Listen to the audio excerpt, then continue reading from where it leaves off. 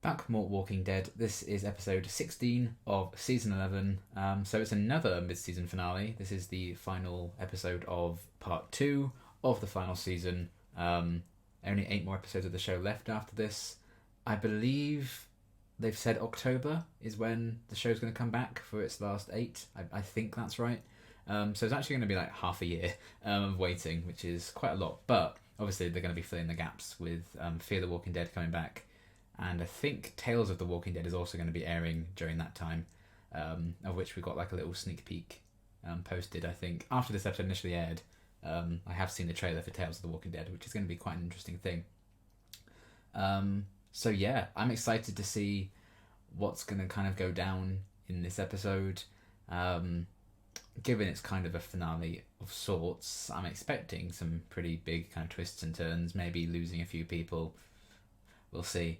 But yeah, things have been escalating with Hornsby a lot during this section of the season, learning a bit more about, the Commonwealth and the corruption, etc. going on with that, getting to know those characters a bit more, and Hornsby also kind of wants Leah to do something for him, as we saw at the end of the last episode, so I'm imagining that's going to play into this one at some point. So yeah, we've got a few things kind of going crazy and kicking off, but I am excited to see how they kind of wrap up this next chunk of the season and potentially set up the final part of The Walking Dead ever, which is still nuts to think about that's coming to an end. But yeah, I am really, really excited to see where things will go. So without further ado, let's get into the episode.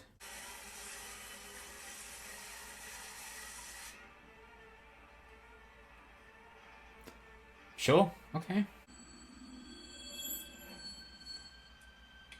They are going full Two-Face with this guy. Oh, we're starting off the episode with them all happy. Don't like it.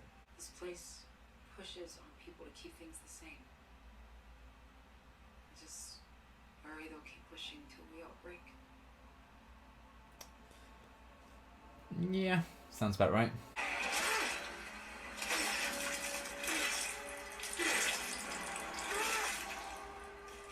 Alright, Negan, calm down. You get the scalp of the woman who killed your family, and I finally get to do my job without interference. Everybody wins. Oh, okay. Not everybody. He's sending her after Maggie. I need to see her when she's dead. You will. I'd like to see you when you're dead.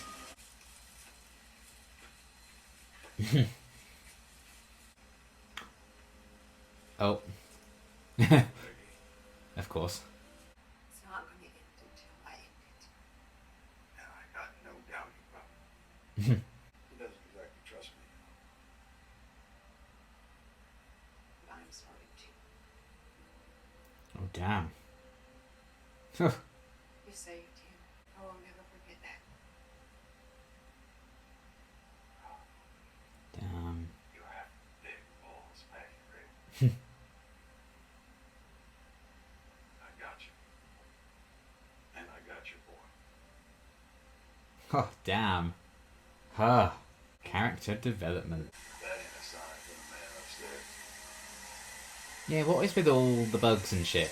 Like, what's going on here? Oh. Is there spider sense tingling?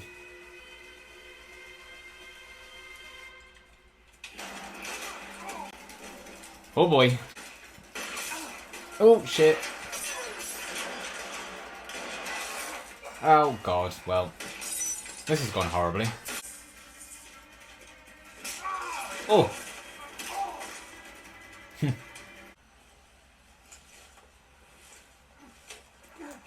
Don't see it ending well for this guy.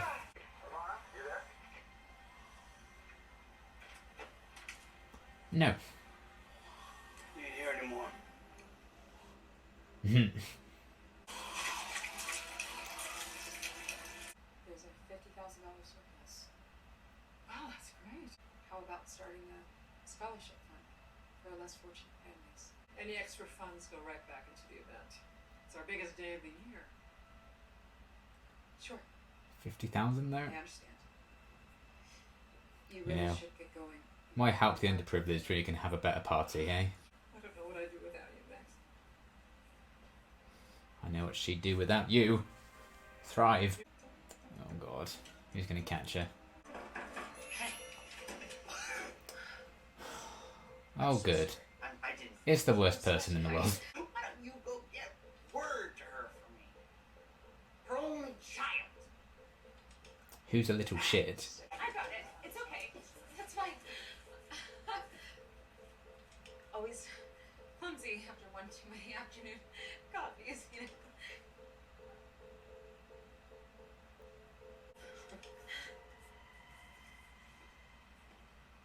Yuck.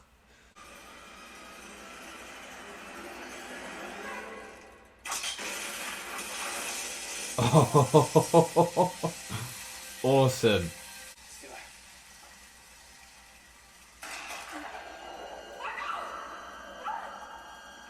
Oh shit.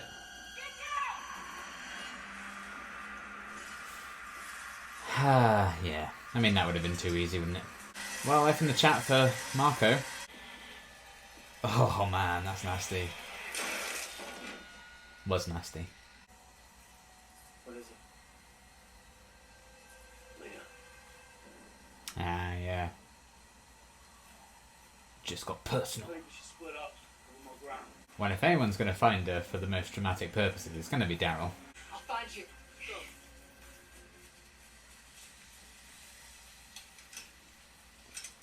God, it's going to be like a hunting match, isn't it? Oh, I need proof. yeah, you need more evidence before you just start printing Something anything. This big. You've got to take that risk. It needs to be something, We need a key to crack like, the code. actually provable. We're doing this? Oh boy. It begins. Oh. Oh. It must be nice at least to, like, see walkers around. You don't have to worry, like, is this a whisperer or not? At least that's over.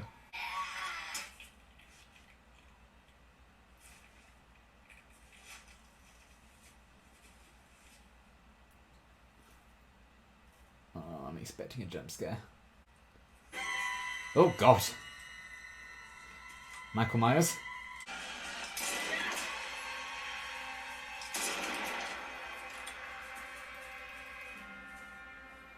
I mean, at the end of the day, which one of these two is getting a spin-off?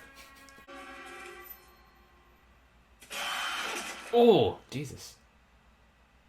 I liked the kind of horror movie vibes they were going for. Why would you suffer? Feeling That's where all the baddies go wrong. Just kill them. Don't make them suffer. That's when it all goes horribly wrong for you. By the time I'm gone, everyone you love will be dead. Sure. I took your family. You take mine.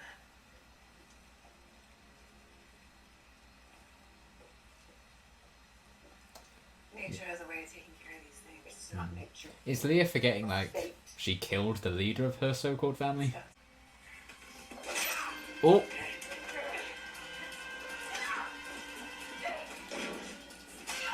Oh dear.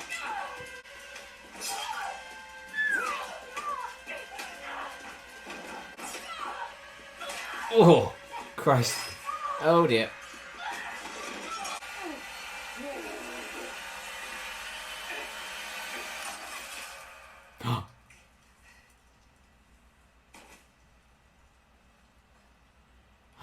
Whoa, shit. Well, no love lost between Darren and Leah then. He was like, oh, dog likes you better, does he? I don't fucking think so.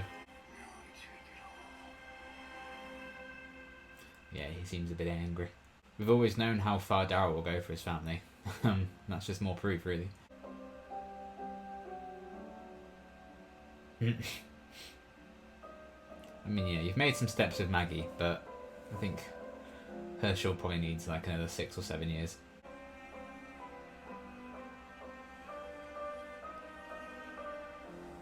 Oh boy. Her best pretends to be shocked face. Oh man, okay, well, he wasn't lying then when he said we'll take it all. I mean, congratulations, you've taken an empty community. Congratulations, you've taken 2 empty communities. Oh shit, this one's not empty. I'll give you that. He's gonna do the Two-Face thing and flip the coin to decide if he kills him or not.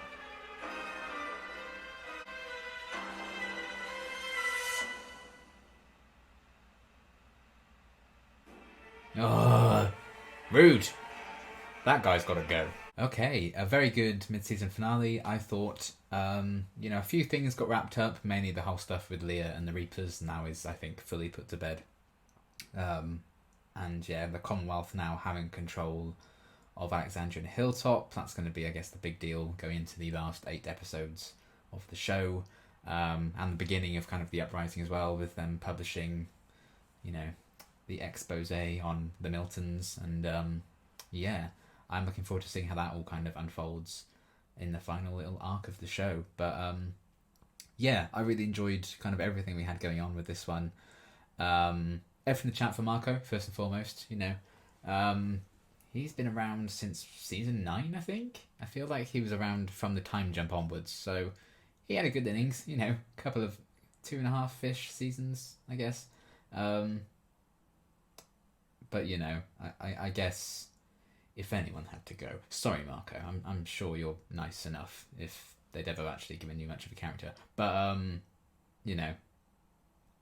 I was fearing bigger losses. I know that sounds harsh, but what we got of Marco recently, I did actually quite enjoy. I liked him being like the wingman for Elijah and Lydia. I thought that was quite funny to see his camaraderie with Elijah, and it's kind of sad that that's cut short and it's just yet another person that Elijah had and is now dead.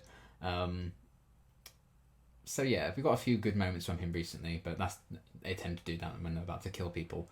I was actually more scared for Gabriel and Aaron, because they've gotten a lot of screen time in this second part of the season.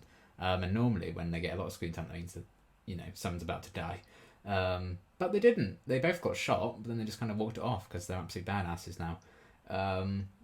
Doesn't mean we're not going to lose them eventually, but Either way, I did very much enjoy, Daryl and Aaron and Gabriel on their little kind of badass trio turning against the Commonwealth soldiers, finding their perfect kind of opportunity to do it. That provided a bit of the action for the episode, a bit of a shootout. And of course, if anyone was going to interrupt Leah and Maggie's whole deal, it was going to be Daryl, because it's just the most dramatically appropriate thing, wasn't it? But the way he just walked in and right to the back of the head, all that history that he has with her. They spent I think well over a year. I think they were actually together. As we found out in one of the bonus episodes. That's a big deal. So for him to just, they don't even say a word or anything. She didn't even know he was the one who killed her. She didn't know a thing about it. Which I guess is for the best. And, he did it cleanly. I suppose he gave her that after everything. But yeah, he did kind of say to her, didn't he, don't let me see you again or something, in episode 9. So, made good on his words to her. And yeah, straight to the back of the head. I do feel like Leah's character, they did all they could do with her. So I think it was the appropriate time to kind of call it. Because, the whole addition of the Reapers and stuff was kind of just added in the bonus episodes, and then it played a surprisingly large role in the start of the season. But I think it fizzled out very quickly, and Leah killing Pope and everything, you got the sense the Reapers weren't really going to be the threat for too long, and by episode 9, Leah was the only one left. And she has been rogue for most of this part of the season to the last few episodes. So I guess we'll never know exactly why she stole the weapons and what her plan was ultimately for them until Lance came along and hired her to kill Maggie. But I guess it doesn't matter now because she's dead. I guess she was just going to use them as leverage or currency for something, but we never really delved into that, but I suppose we didn't need to. But yeah, overall, I think she was an interesting character in, terms of, another personal link to a new enemy group with the Reapers, and her connection to Daryl was kind of a big deal. She was Dog's original owner. It was the first on-screen relationship Daryl's had in the entire show was with her. But yeah, I think ultimately it just came down to this is how far and how willing Daryl is to, go there to protect the people that he loves and his family. So in the grand scheme of things, Leah had to go, and she was dangerous. And I really liked the sequence where her and Maggie were hunting each other in the woods. I thought that was very tense, very well shot. I like the music in the scene as well. It felt very much like a Halloween movie, Friday the 13th kind of feel to it with the music and stuff, which I did enjoy. Again, it's one of those things like, why announce the spin-offs so early? The show is probably not even going to be done for like another 7-8 months yet by the time it comes back and airs everything. But we already know we're getting like a Maggie and Negan spin-off. So we know they're going to be fine, probably. Unless there's some wacky reason it's set in the past or whatever. Which I don't think is going to be the case. So it's moments like that you kind of... I try to ignore them because it just robs it all the attention, really. But I did like them hunting each other down. I thought their fight was really cool as well. Just so brutally done. Them both just going at each other. And, Maggie probably would have been killed there if it hadn't been for Daryl coming in. So, yeah, I'm sure he kind of heard the scuffle. He just happened to be nearby. And, the gun went off and they were fighting. So maybe he heard that and he just ran all the way there. So, yeah, I liked that kind of final confrontation. And just to showcase how slimy Lance is all over again, as if we didn't have enough reasons to know how slimy he was. But this episode really proved that. Going all the way, making him Two-Face from Batman with his coin and everything, flipping that to decide people's fates and what to do, which is quite something. And he's got a battle scar now, so, he's even angrier than before. But I think that just shows how unhinged Lance is. Like, this is the woman who stole the weapons that he was so mad got stolen, and who killed some of his soldiers, and then killed even more of them in this one, and caused them collateral damage. And he was still like, just, yeah, I'll hire you. You're the kind of hunter that I need to take Maggie out. So, like, this is the woman that he wanted to, like, find and track down and held responsible for the weapons going missing and stuff. But he ends up just hiring her to kill someone else, So I guess that's a testament to Leah's skills, but also just how, deranged Hornsby's gotten. Or has always been, and it's just the mask is very much slipping now, and we're seeing just how two-faced he really is. So yeah, it does feel like an appropriate conclusion, I think, to the whole Leah thing. I don't really see in the long term where that could have gone with her, to be honest. As soon as they revealed that she was one of the Reapers, it was never going to be like, well, she and Daryl are going to get happy ever after then, aren't they? Because that was just never going to happen. So there we go. That's that. Very quick and brutal and shocking kind of how she went out without even like a proper goodbye with Daryl or even a confrontation in any way, shape or form. But that's just how I think that's how it probably would go, wouldn't it? And maybe he also didn't want her to know that it was him who finished her off. So yeah, I liked that as a showcase of how far Daryl goes to protect the people that he loves. And it's just, another thing for Lance to be mad at them about. And that was, the thing that, and yet another failed scheme. That's what tipped him over the edge to be like, right, just take it all. So they have Alexandria now, they have Hilltop, and they're taking Oceanside as well, as we saw at the end, and he's deciding their fate with the coin toss. I don't know how that's going to pan out. So I feel like if they were going to just be like, yeah, we're going to kill with Oceanside, they're all going to die, I feel like that would have been a better ending to the episode, is that he just, it lands on tails, whatever, and he just kills them all. It's like, oh, holy shit. So if the next episode just starts and like, yeah, he killed them all, it'd have been like, oh, I feel like it'd be a bit more impactful if he just ended it with that. So we'll see where that may end up. And I'm assuming that's what he was doing, with like flipping the coin and everything. That would make more sense to me. But yeah, the rivalry there is kind of really heating up now. So we have that going on, and now, that's kind of happening outside of the Commonwealth right now. Then inside, we have everything with like Eugene and Max and everything they're kind of cooking up, and what they just published there, exposing, the Miltons and their lies and stuff. So even on the inside of the Commonwealth now, it's all going to fall apart, and I'm intrigued by what the response to that side of things is going to be. How quickly is Max going to be ratted out? Because I'm pretty sure Sebastian knows that she was doing some shady stuff, and once he reads that article, he's like, well, I know who leaked this, and maybe Pamela even knew as well, based on her face at the end there. So yeah, I don't feel sorry for them, because they seem like horrible people. I mean, we know for sure Sebastian's horrible, but when Pamela's just like, oh, we've got some extra money, oh, that's good, we can just have an even better party than, starting up a scholarship fund or helping the underprivileged people in the Commonwealth. You know what she's about. She's one of those, a politician. But yeah, I am intrigued to see how that will play out, and how far the Miltons willing to go once their buttons are pressed and they're being pushed in that way. Will Pamela find herself desperate enough to maybe rely on Lance even more, and not just kind of shrug him off as she has been doing in the past?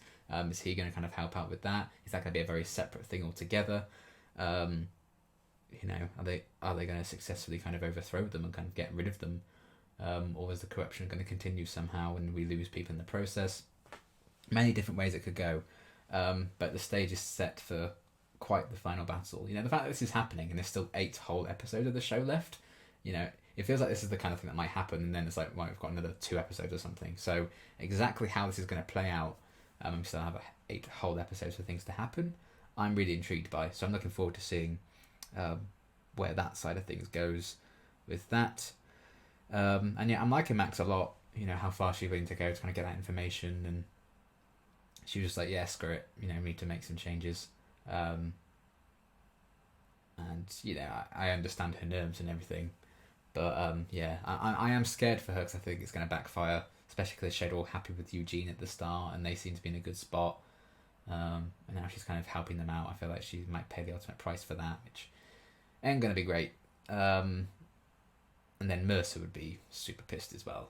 And you don't want to piss Mercer off, because that man is scary. So we shall see. But I'm liking seeing things kind of fall apart for the Commonwealth from the inside, and for Lance on the outside as well. But he's trying to build up that stronghold, I guess, by taking a few other communities, and we'll see exactly what his plans are for Oceanside, and what their fates are, I'm sure, in the next episode, whenever that may be. So yeah, like that side of things a lot. And yeah, I think, the Maggie Leah kind of hunting scene in their fight was definitely a big highlight of the episode for me. And then I think the other big highlight was probably quite near the start, really, the whole Negan situation. Great scene at the start there with Maggie and Negan, kind of leaving Herschel in the care of Negan and his wife. Was it Annie? Annie. He's like, yeah, I'm starting to trust you. Negan kind of appreciated what Maggie did to save them before. She appreciated that he saved Herschel, and he continues to be like, I'll look out for him. And even though, Herschel absolutely hates Negan's guts right now, and fair enough, who can blame him? And Negan also is like, fair enough, who can blame him? Which is, I think why Negan is likeable. Even after everything that he's done, he really has come a long way and changed so much. Just what he's willing to do now, be like, you've got some balls, Maggie Ree, and I've got you, I've got your kid. I love that he's just like, yeah, this is how it is now. This is our new dynamic. And Maggie actually slowly warming up to the idea of trusting him. Maybe not liking him, because again, will she ever really like him? Will she ever really forgive him? I don't know. I don't think you should ever hold it against her if she never does. But this is a huge step forward for them. Can you imagine this happening when you watch season 8, or even their episode in season 9? Rick's last episode. The side plot of that episode was Maggie decided to go and kill Negan, but seeing how kind of pathetic he ended up being, and what an awful state he was in, she couldn't go through with that. To see moments like that and see where they are now is kind of nuts that they've kind of come that way, and there's kind of an understanding building there between them now, some sort of peace, even if it's not friendship. I think they know at this point they're allies in this, and they are on the same side in this now, even if they weren't before. This is how things are now. So that's cool that she's seen that new side to Negan, and she can accept that he's changed, even if she doesn't necessarily like it deep down. She can accept that. She's like, Herschel will be safe with him, and with Annie. I can trust them to do that. And, as we saw at the start, her top priority is keeping Herschel safe. So that says a lot about her confidence in Negan and her trust in Negan, that he is the person that she delivers her son to look after. The man who all those years ago murdered her husband in front of her and murdered Herschel's father. Now, she's leaving Herschel in his care. That's crazy to think, like, how far they've come, and that development has been really fun to kind of see play out. And I like that dynamic a lot. How long could they really have done the old I hate you song and dance with them for so long? I'm glad there's some clear changes now. You see that episode 1 of this season was, she was like hanging over the edge of the train and he just left her there to die. And here they are now 15 episodes later with some kind of understanding. It's really cool seeing that journey play out. So I love that moment a lot. It was a really cool kind of solid foundation to a new dynamic between them. Not perfect, not fixed, but new and different, which is really cool. So yeah, overall, another really, really solid episode and a great kind of final episode for this second part of the season. And yeah. But yeah, I think it's October that the show's coming back, so it's going to be like 6 or so months now. But yeah, we've got more stuff coming to fill the gaps with Fear coming back. I still haven't watched any of season 7 yet. I do need to catch up. That's what I'm going to be doing during the hiatus. I will be catching up on Fear and getting those reactions out. I will also be catching up on Walking Dead World Beyond and finishing that up, because I've still got another 8 episodes of that to do. Or is it 7? Either way, I'm going to be finishing that off during this and when Walking Dead comes back. And Tales of the Walking Dead will also be airing, and that's only 6 episodes, so I will try and react to that live as it's airing as well. But yeah, overall, very solid episode. Great ending to, I think, a very, very successful second part of the season. We've had some incredible episodes in this little run, and hopefully they can continue that with the third part when we get that, and the show goes out on a hell of a high. I think these last few seasons have really been fantastic, and I'm glad that the show is going out with such kind of quality after 11 years. It's really impressive. So yeah, I'm excited to see how that unfolds, but it's going to be a bit of a wait to see what happens next with that. But yeah, fantastic episode, fantastic kind of second part of the season. Can't believe, next time we sit down to record Walking Dead, we're going to be in like the final stretch of episodes ever. It's nuts. But yeah, it's going to be exciting. Very bittersweet. Because this is the first like main show I did on my channel. I started my channel with Stranger Things, but then literally the second day of my channel I started Walking Dead. So it's been 5 years of me constantly doing this show. This is the one show that's never not been like a constant presence on my channel, because I was playing catch up until season 8 and then watching it live ever since. That's kind of crazy to think that that's actually going to be coming to an end soon. But either way, I'm excited for the final few episodes when we get those. But still plenty of stuff to kind of whet our appetites before then. So yes, great episode, great mid-season finale, and I will see you for the final run of episodes in October. But until my next reaction, thanks for watching.